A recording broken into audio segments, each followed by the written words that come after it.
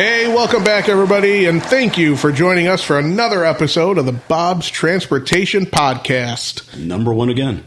We yet to be dethroned. We're still on top. How many weeks do you think we can keep this up? Maybe 3, 4?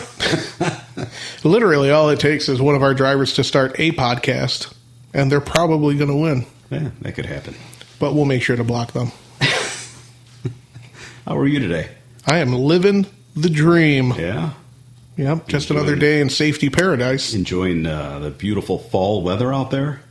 It's actually beautiful outside, and unfortunately for us, we're inside recording this. Well, because podcasts don't work real well outside with the wind and all that. Not yet, they don't. Nah. I'm working on a new tech. It's going to fix all of those issues. AI for outside podcasts. Something like that. Or just really, really, really good microphones. Well, in the Midwest anyways, it's really warm for October. Yeah, I can't believe it. We're out here setting records. Yep. I still have the pool open and still cutting grass and all that good stuff. I don't have any of that going on, but it is very nice outside. It's perfect cigar smoking weather. Ooh, that's a good idea. Maybe something to do for the upcoming weekend. Maybe. We'll see. We'll see if we have enough time. You know what I like in October? Pumpkin spice lattes? No, but close. Culver's brings back its pumpkin shake. Somehow every podcast is going to come back to food, I feel like. Yeah, it typically does. Do we know that Culver's is everywhere, or is that just a Midwest thing? I don't think they're everywhere. I can't say I've seen Culver's out in California, but I don't know. Well, you don't need Culver's when you have In-N-Out. Well, there's that. You can throw those French fries in the garbage, though. Burgers, top notch. Oh. French fries, no thank you. Yeah, but you get them animal style. You don't even know there's potato in there, really. No. So here's my new hack. I'll go to In-N-Out and pick up my burger, and then drive to the McDonald's down the street to get fries because I really like their French fries. Man, this conversation took 5 left turns. Yeah, but we're back on track now. And what are we going to talk about today? Hopefully not food anymore.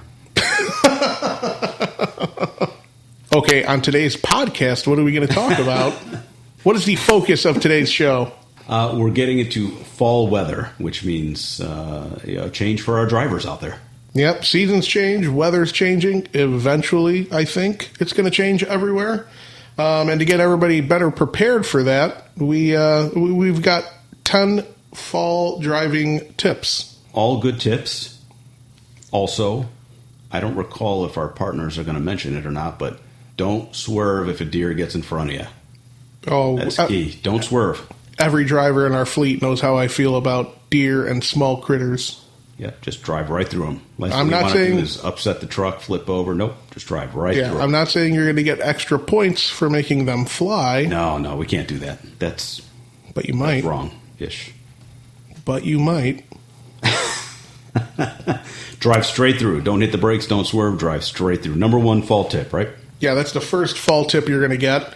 And for more tips, stay tuned, and we're going to let our guests take it away. Yeah, let's hear about this a little bit. Welcome to the Deep Dive. We take that stack of essential research you have, and, well, we distill it down into the actionable knowledge you need right now. Mm-hmm. And today, we're really locking down a critical topic. Professional road safety, specifically looking at the unique kind of high-stakes hazards that autumn brings for truck drivers. Yeah, it's a big one. We all know fall is beautiful, right? Yeah. But for anyone operating heavy machinery, especially on the road, that beauty often masks some pretty serious increased risks. That's right. Our source material here gave us a really focused, pretty definitive list of seasonal safety directives. So we're basically pulling out the top 10 tips, all aimed squarely at, preparation and prevention. And that's really our mission here today, to give you a solid understanding of what actually changes when the temperature starts to drop and the leaves turn.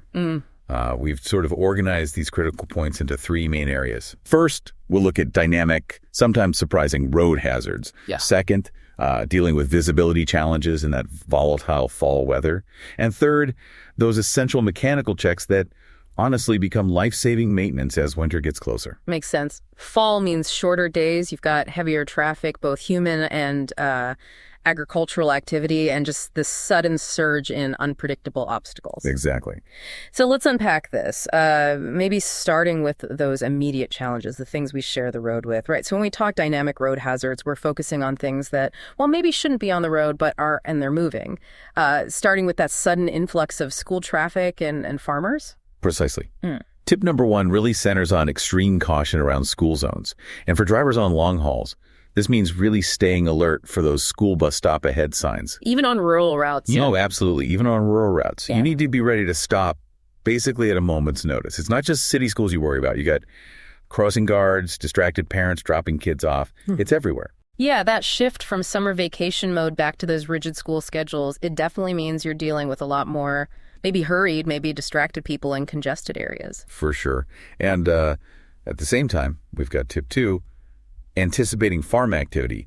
Fall is harvest time. It's winterization season for them. Right. So you absolutely must anticipate slow-moving agricultural equipment. We're talking combines, tractors pulling these massive trailers, specialized harvesters. Big stuff. Big, slow stuff. They run slow, they're often wide, and, they take time to pass safely. The critical advice here is really simple. Just give them plenty of space. Never rush them. Okay, good advice. Let's pivot now to maybe the most deceptively innocent hazard, which our sources really emphasize. The humble, colorful leaf. Ah, yes. Leaves. This feels like a crucial point, and it's where it gets a little surprising, maybe. Yeah. Why is a blanket of leaves so much more dangerous than, I don't know, a patch of summer road debris? Well, it really boils down to a dual threat that drivers often overlook. Most people think about wet leaves first. Right, slippery. And the source material is crystal clear on this. Wet leaves stick to the pavement, and they become, and I'm quoting here, as slippery as ice. That's a massive, massive traction killer. Okay, so right away, increase your following distance, treat it like any slick road surface. Got it. But what about the dry ones? They don't seem like they'd affect traction nearly as much. And that's the insidious part, you see. Dry leaves, they are primarily a visibility hazard. They physically conceal the dangers you absolutely need to see. Like what? Well, potholes you just can't spot anymore, curb separation, maybe water pooling in a rut that's hidden, and critically, actual patches of black ice that might have formed underneath, hidden from the sun by the leaves. Wow, okay. So the advice is really treat them all like snow or ice.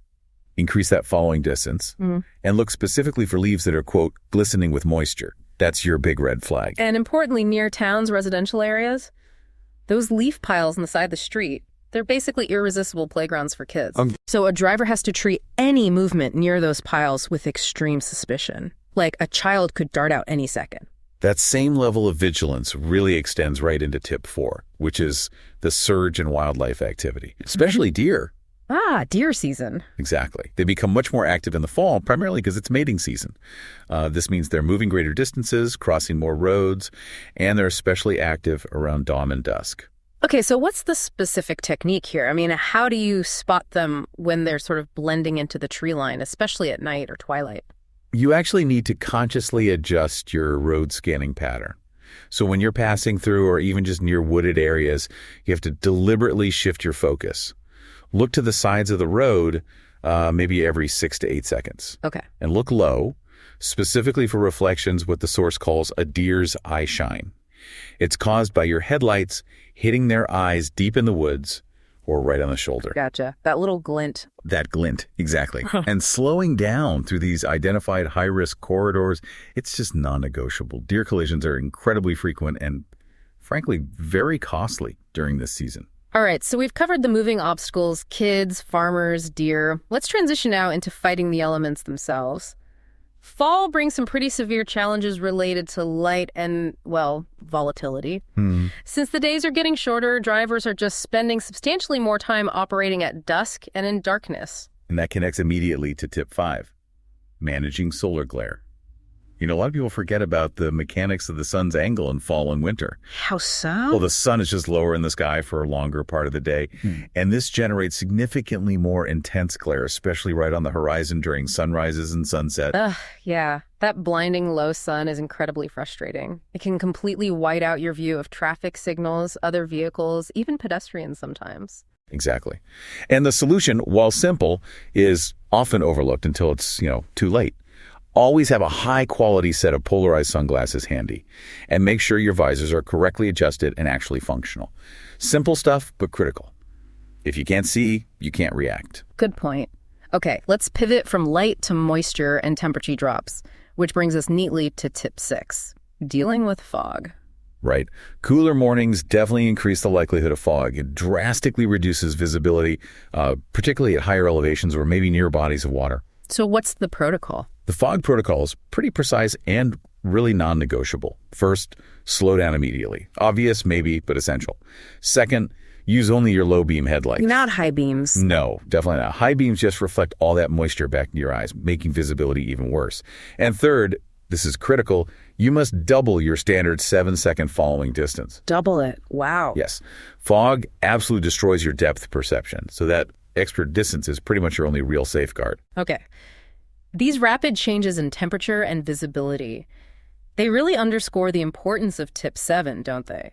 Which is constant vigilance, checking weather forecasts during trip planning. Absolutely critical. Fall is the ultimate transitional period. You can literally leave a sunny, dry area and just a few hundred miles later drive smack into a dark sleet or even a snowstorm.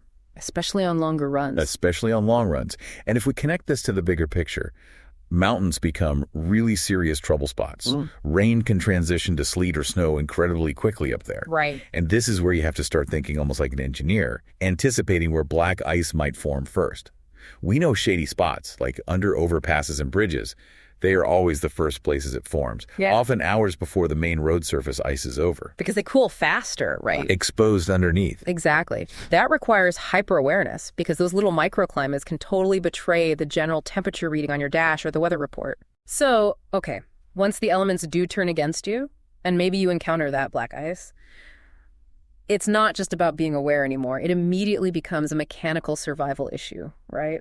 Which leads us to our final set of critical checks. Yeah, let's group these final essential preparedness steps together, starting with just ensuring your truck itself is ready to handle the grime and the darkness. Right. This is where we bring in the full equipment check. It was sort of part of the original tip 3 in the source. Since you're dealing with more darkness, more glare, and definitely more road spray, checking headlights and taillights is obvious, but often forgotten. Your wipers and windshield washer fluid. Fall roads mean salt, mud, water. And basic visibility demands clean glass. Seems small, but it's huge. Good reminder. Which leads directly into mandated safety equipment for heavier weather.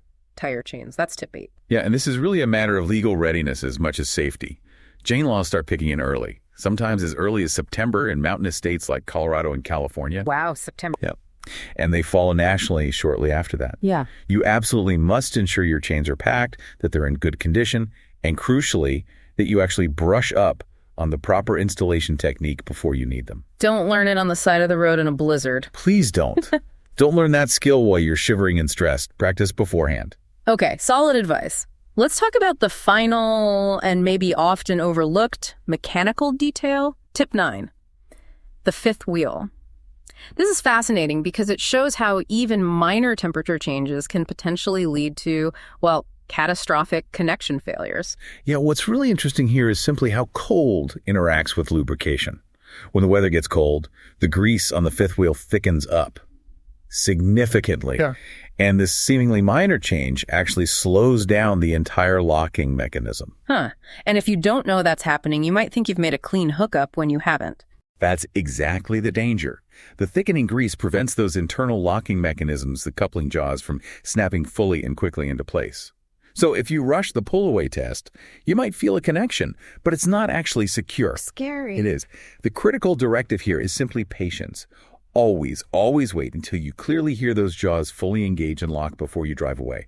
Listening for that distinct mechanical clunk or confirmation is your safeguard against dropping a trailer. Hashtag outro.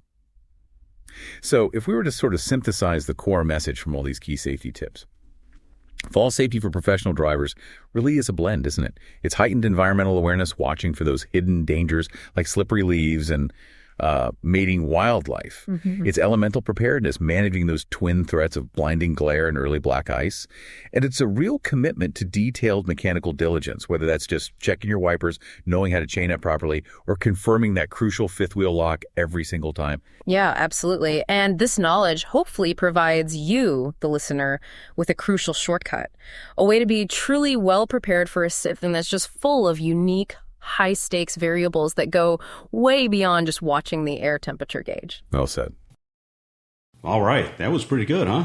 It usually is. Kept me on the edge of my seat. Nothing like fall driving tips to keep you on the edge of your seat. And pumpkin shakes from Culver's. Pumpkin shakes, pumpkin spice lattes, pumpkin everything. The only bad part is I'm not... Why are we talking about food again? I don't know. We got to stop doing this before lunchtime. Or we got to start a culinary podcast. Bob's Culinary Podcast. We'll call it the Culinary Cast. Oh my God, I just got my $1 million idea. I'll see you guys later. JK, nobody's going to listen to that. In all seriousness, yeah, the deer are an issue. All the items that our partners just talked about here, those are all great points. For me, I'll speak for myself personally. I start to get tired earlier this time of year, which is really weird because I'm not doing anything out of the ordinary. I just feel tired. That sun, setting earlier every day. Oh, I hate that.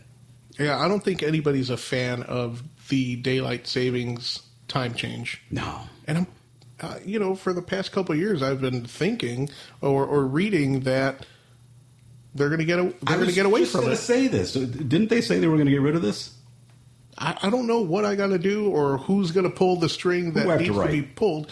But whose palms do we have to grease to get rid of daylight savings time? Just get rid of it. I don't need it.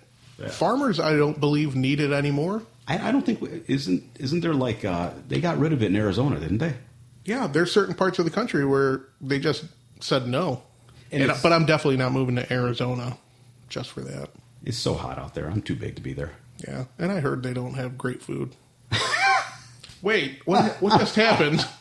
What's going on? If you can count how many times we brought up food on this podcast, Alonzo will send you no, just kidding.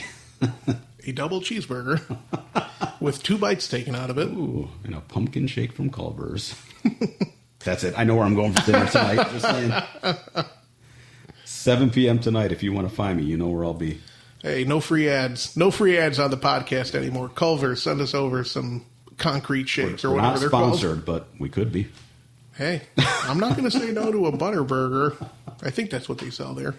Anyhow, be careful out there. Be mindful of the fall weather changes and different driving conditions.